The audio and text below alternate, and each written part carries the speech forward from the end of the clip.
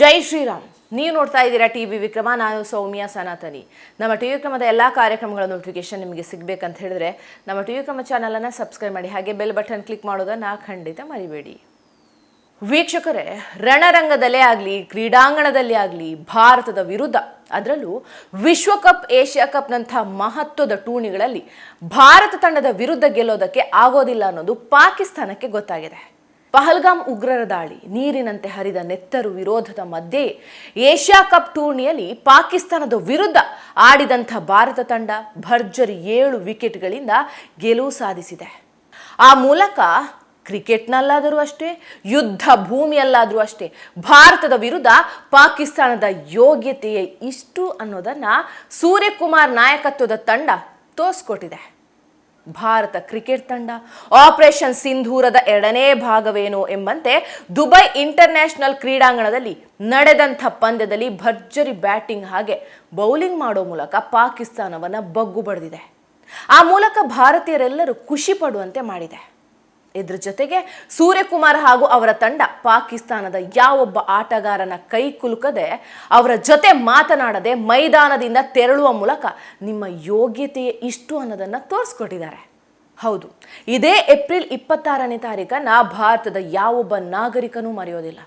ಕಾಶ್ಮೀರದ ಪಹಲ್ಗಾಮ್ನಲ್ಲಿ ಪಾಕಿಸ್ತಾನದ ಉಗ್ರರು ನಡೆಸಿದಂಥ ದಾಳಿಯಲ್ಲಿ ಭಾರತದ 26 ನಾಗರಿಕರು ಬಲಿಯಾದರು. ಇಡೀ ದೇಶವೇ ಪಾಕಿಸ್ತಾನದ ವಿರುದ್ಧ ಆಕ್ರೋಶ ವ್ಯಕ್ತಪಡಿಸಿತು. ಅಷ್ಟಕ್ಕೂ ಕೇಂದ್ರದಲ್ಲಿರೋದು ಮೋದಿಜಿ ನೇತೃತ್ವದ ಸರ್ಕಾರ ನೋಡಿ, ಪಾಕಿಸ್ತಾನದ ಮೇಲೆ ಆಪರೇಷನ್ ಸಿಂಧೂರ ನಡೆಯಿತು. ಭಾರತೀಯ ಸೇನೆಯ ಪಾಕ್ ಆಕ್ರಮಿತ ಕಾಶ್ಮೀರಕ್ಕೆ ನುಗ್ಗಿ ಹೊಡೆಯಿತು. ಪಾಕಿಸ್ತಾನದ 106 ಉಗ್ರರನ್ನ ಕೊಂದು ಹಾಕಲಾಯಿತು.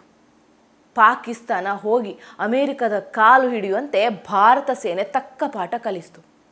ಈಗ ಭಾರತೀಯ ಕ್ರಿಕೆಟ್ ತಂಡ ಕೂಡ ಪಾಕಿಸ್ತಾನ ಕ್ರಿಕೆಟ್ ತಂಡವನ್ನ ಸೋಲಿಸೋ ಮೂಲಕ ದೇಶ ಅಂತ ಬಂದಾಗ ಭಾರತೀಯರು ಯಾರನ್ನು ಬಿಡೋದಿಲ್ಲ, ಗೆದ್ದೇ ತೀರ್ತೇವೆ ಅನ್ನೋ ಮೆಸೇಜ್ ಕಳಿಸ್ಬಿಟ್ಟಿದೆ. ಅಲ್ಲಿಗೆ ಜಾಗತಿಕ ಮಟ್ಟದಲ್ಲಿ ಪಾಕಿಸ್ತಾನ ಇಂಗು ತಿಂದ ಮಂಗನಂತೆ ಆಗ್ಬಿಟ್ಟಿದೆ.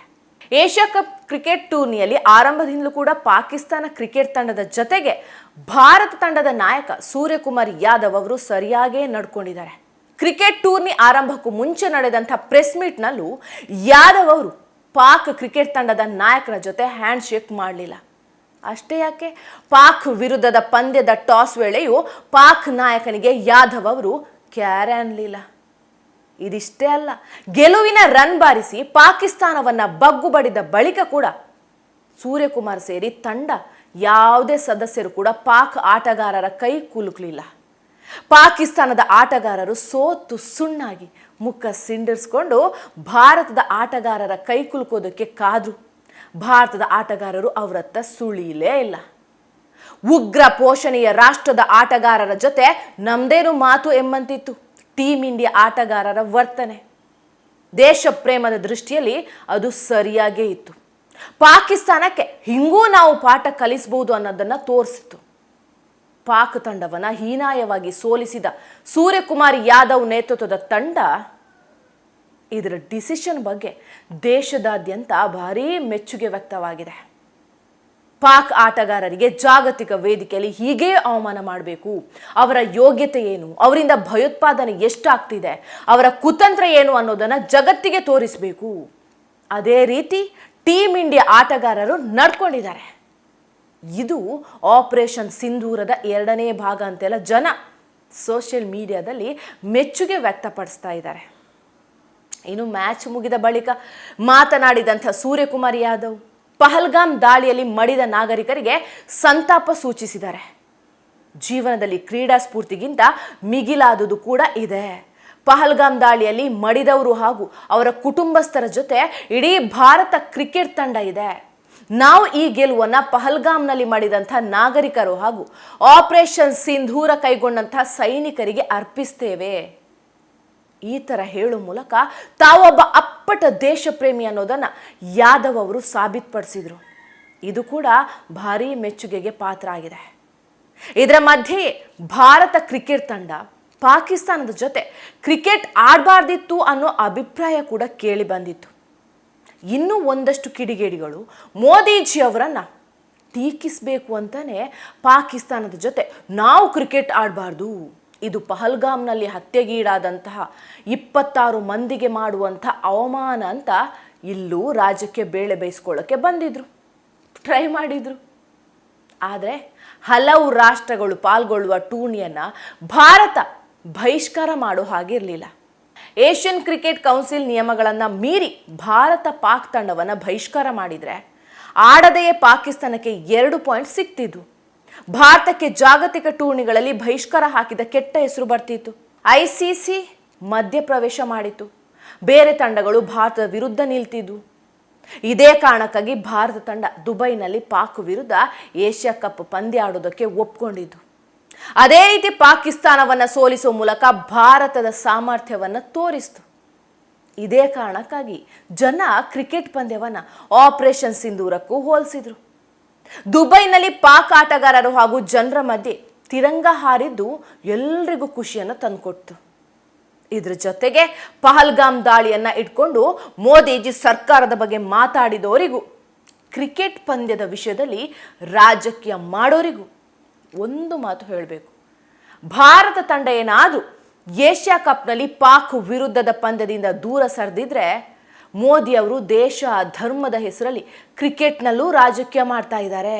ಅಷ್ಟಕ್ಕೂ ಕ್ರಿಕೆಟೇ ಬೇರೆ, ದೇಶ ಧರ್ಮವೇ ಬೇರೆ, ಎರಡನ್ನೂ ಮಿಕ್ಸ್ ಮಾಡಬಾರ್ದು, ಕ್ರೀಡಾ ಸ್ಫೂರ್ತಿಗೆ ಇದು ಅವಮಾನ ಅಂತೆಲ್ಲ ಪುಂಗಿ ಊದ್ತಾ ಇದ್ರು. ಆದರೆ ಈಗ ಕ್ರಿಕೆಟ್ ಆಡಿದ ಕಾರಣಕ್ಕಾಗಿ ಪಹಲ್ಗಾಮ್ ದಾಳಿಯನ್ನು ಮುಂದಿಟ್ಕೊಂಡು ರಾಹುಲ್ ಗಾಂಧಿ, ಕರ್ನಾಟಕದ ಬಾಲ ರಾಜಕಾರಣಿ ಪ್ರದೀಪ್ ಈಶ್ವರ್ ಸೇರಿ ಹಲವು ರಾಜ್ಯಕ್ಕೆ ಮಾತಾಡ್ತಿದ್ದಾರೆ.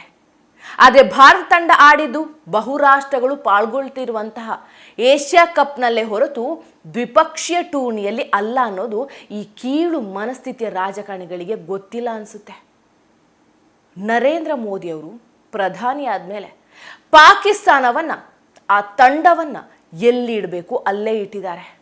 ಮೋದಿಜಿ ಪ್ರಧಾನಿ ಆದಮೇಲೆ ಪಾಕಿಸ್ತಾನದ ಜೊತೆ ಒಂದೇ ಒಂದು ದ್ವಿಪಕ್ಷೀಯ ಟೂರ್ನಿಯನ್ನು ಭಾರತ ಆಯೋಜಿಸಿಲ್ಲ.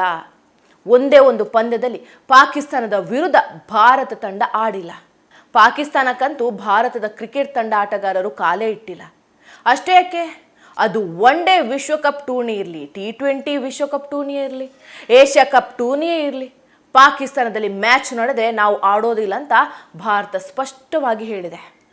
ಇದೇ ಕಾರಣಕ್ಕಾಗಿ ಇಂಡಿಯಾ ಪಾಕಿಸ್ತಾನ ಪಂದ್ಯ ದುಬೈನಲ್ಲಿ ಸೇರಿ ಬೇರೆ ಬೇರೆ ದೇಶಗಳ ಕ್ರೀಡಾಂಗಣದಲ್ಲಿಯೇ ನಡೆದಿದೆ. ಅಷ್ಟರ ಮಟ್ಟಿಗೆ ಕ್ರಿಕೆಟ್ ವಿಚಾರದಲ್ಲೂ ಪಾಕಿಸ್ತಾನಕ್ಕೆ ಭಾರತ ಸರಿಯಾದ ಪಾಠವನ್ನೇ ಕಲಿಸ್ಬಿಟ್ಟಿದೆ. ಜಾಗತಿಕ ಟೂರ್ನಿಗಳಲ್ಲಿ ಭಾರತ ಡಾಮಿನೇಟ್ ಮಾಡಿದೆ. ಆದರೆ ಇದರ ಬಗ್ಗೆ ದೇಶದ ಯಾವ ರಾಜಕಾರಣಿಯೂ ಮಾತಾಡೋದಿಲ್ಲ. ಈ ಕಾಂಗ್ರೆಸ್ ಸೇರಿ ಬೇರೆ ಯಾವುದೇ ಪಕ್ಷಗಳ ನಾಯಕರ ರಾಜ್ಯಕ್ಕೆ ಏನೇ ಇರಲಿ, ಕ್ರೀಡಾಂಗಣದಲ್ಲೂ ಪಾಕಿಸ್ತಾನವನ್ನು ಭಾರತ ಹೀನಾಮಾನವಾಗಿ ಸೋಲಿಸಿದೆ. ಅದರ ಜೊತೆಗೆ ಆ ಗೆಲುವನ್ನು ಪಹಲ್ಗಾಮ್ ಸಂತ್ರಸ್ತರು ಹಾಗೂ ದೇಶದ ಹೆಮ್ಮೆಯ ಸೈನಿಕರಿಗೆ ಅರ್ಪಿಸಿದೆ. ಒಬ್ಬ ಭಾರತೀಯನಾಗಿ ಪಾಕಿಸ್ತಾನವನ್ನು ಯುದ್ಧ ಭೂಮಿಯಲ್ಲಾಗಲಿ ಕ್ರೀಡಾಂಗಣದಲ್ಲೇ ಆಗಲಿ ಪಾಕಿಸ್ತಾನವನ್ನು ಭಾರತ ಸೋಲಿಸುತ್ತೆ ಅಂದರೆ ಅದಕ್ಕಿಂತ ಖುಷಿ ವಿಚಾರ ಇನ್ನೇನಿದೆ? ಆ ಪಾಕಿಸ್ತಾನದ ವಿರುದ್ಧ ಭಾರತ ಯಾವುದೇ ವೇದಿಕೆಯಲ್ಲಾದರೂ ಸೋಲಿಸಿದ್ದನ್ನು ನೋಡೋದೆ ಕಣ್ಣಿಗೆ ಹಬ್ಬ. ಭಾರತ್ ಮಾತಾ ಕಿ ಜೈ. ಟಿವಿ ವಿಕ್ರಮ, ದೇಶ ನಿಮ್ಮ ಕೈಯಲ್ಲಿ. ಈ ಕಾರ್ಯಕ್ರಮ ನಿಮಗೆ ಇಷ್ಟ ಆಗಿದ್ದಲ್ಲಿ ಲೈಕ್, ಶೇರ್ ಹಾಗೂ ಕಮೆಂಟ್ ಮಾಡಿ.